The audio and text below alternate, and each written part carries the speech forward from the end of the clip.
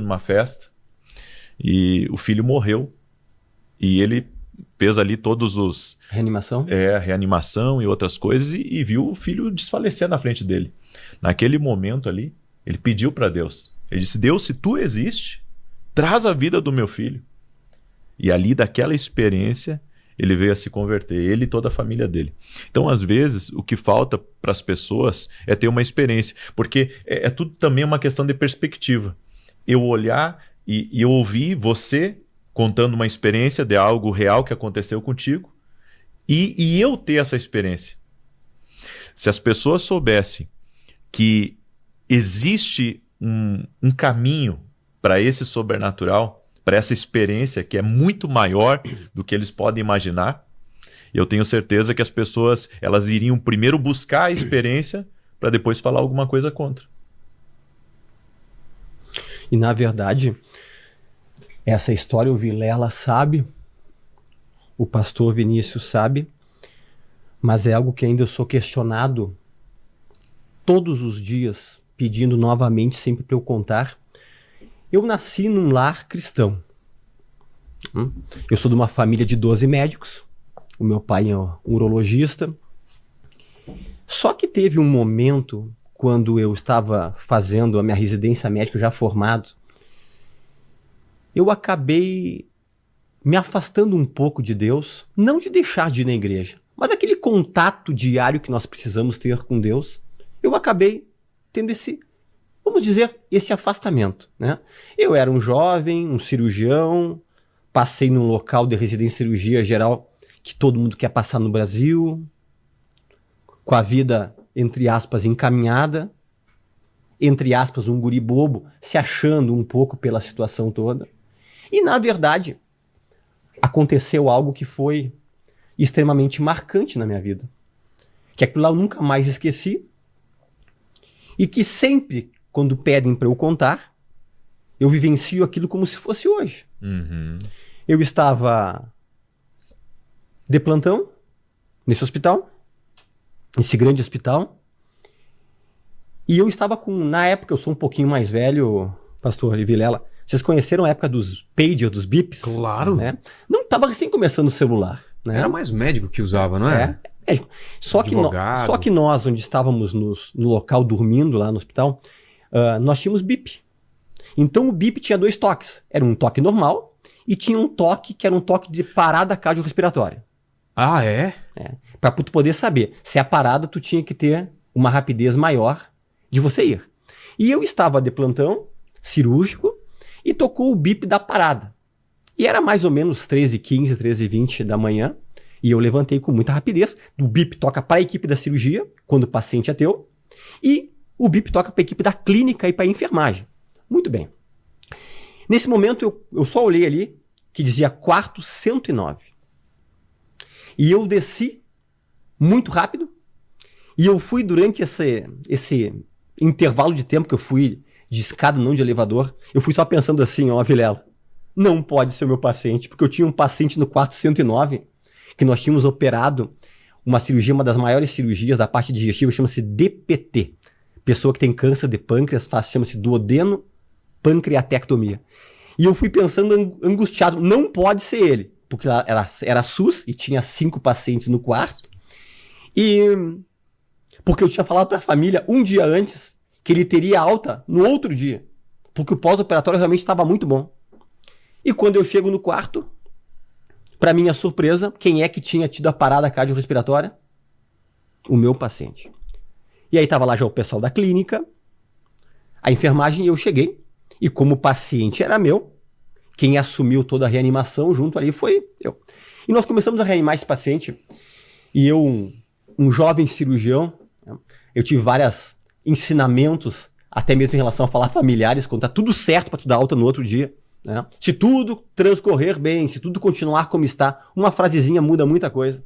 E nós começamos a reanimar esse paciente, e eu reanimei um paciente como nunca antes na minha vida, porque eu queria, era um paciente meu, nós lutamos por ele, e a reanimação normal, em qualquer lugar do mundo, tem uma convenção. É 30 minutos de reanimação. Você massageia, você faz tem uma coisa que nós chamamos de Ambu, que é para colocar respiração, é feito adrenalina, é feito atropina, e é tudo muito bem sincronizado. Quando bateu 30 minutos, estavam meus colegas médicos junto ali também, e disseram, Lemos, como eu chamava na residência, meu sobrenome, deu 30 minutos. Eu disse, pessoal, vamos um pouquinho mais. Nós fomos mais 15 minutos. Porque depois de 30 minutos, durante nenhum momento ele voltou, porque tem alguns pacientes que tu reanima, ele volta, e daqui a pouco ele para novamente e você continua a reanimação. Acontece isso. Não é você reanimou, acordou, tá tudo bem. Às vezes ele acorda, reanima e daqui a pouco para de novo. Às vezes para tu reanimar 3 vezes. Só que depois de 30 minutos, durante todos os 30 minutos, ele não voltou em momento algum. Ou seja, paciente morto 30 minutos. E tocamos até 45. Fica aquela linhazinha? Linhazinha. Com assistolia, fica ali aquela linhazinha. E chegou 45 minutos, aí tá o pessoal já impaciente comigo. Né? 13 e tanto da madrugada, enfermagem paciente. Tipo, né? Desiste, né? Lemos, por favor, não tem mais, acabou. Nesse momento, começou a acontecer algo que foi algo que impactou a minha vida. Algo que eu sei que foi um toque de Deus para mim, para dizer assim, olha o que tu está fazendo com a tua vida. Naquele momento, começou cenas que eu digo que são típicas de filme, só que ali era uma história real. Primeiro de tudo, não me perguntem como, a luz do quarto diminuiu uma fase. Naquele momento de 45 minutos, aquele cidadão que estava ali começou a se movimentar. E eu, como cirurgião, como médico, a gente sempre quer achar uma explicação plausível para não aceitar sobrenatural em hipótese alguma. Eu comecei a pensar, não, são algumas mioclonias que algumas pessoas podem se mexer depois da morte. Só que depois, para acontecer mioclonia, é logo depois que a pessoa morre. Sim. Ele já estava há 45 minutos, então não era mioclonia. E ele começou a se mexer como se fosse uma convulsão. Como que é? Tipo se movimentar. Tipo epilético, não? Tipo epilético. Tá. Convulsão. Começou a esticar os braços. Nossa. Nesse momento eu corria. Se eu estivesse assistindo isso, Lene, eu corria, né? Eu já nem tava lá na sala. Ainda bem que eu não sou médico, nem você. Nesse momento, todas as pessoas que estavam dentro desse quarto... Você nunca tinha visto isso? Nunca na vida. E ninguém. As pessoas todas saíram do quarto. Inclusive os pacientes, todos podiam caminhar. Os que estavam nos outros leitos, pegaram o seu sorinho e saíram do quarto. E ficou no quarto apenas eu e o paciente. O paciente era meu. Eu entendi que essa experiência era comigo. Obviamente.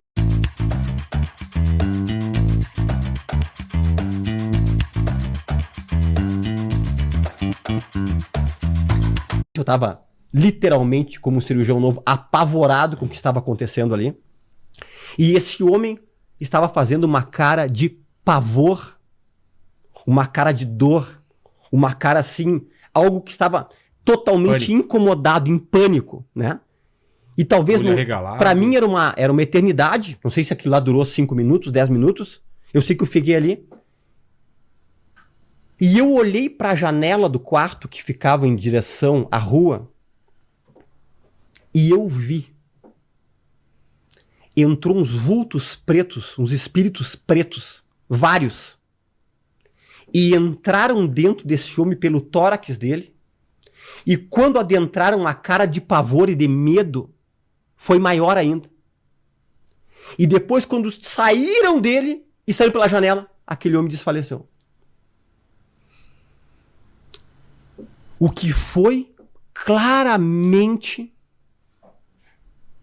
que eu sei que foi o Espírito Santo falando comigo. Ele disse: tu viu esse homem adentrar no inferno. Ele estava indo para um local que ele não queria ir. E essa experiência vai marcar a tua vida, e sempre que tu puder contar, você conta. Porque a eternidade, ela é real. E nós estamos aqui, Vilela, a gente sempre pisa em 2 mundos. Exatamente. Somos nativamente espirituais, né? Nós sempre 2 mundos, né?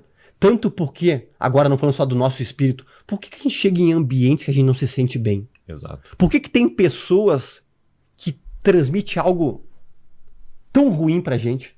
Existe uma realidade espiritual, né? Existe uma realidade. E é isso que eu digo. Às vezes, o homem não percebe que existem forças espirituais que estão ao redor dele. né? E digo mais, Deus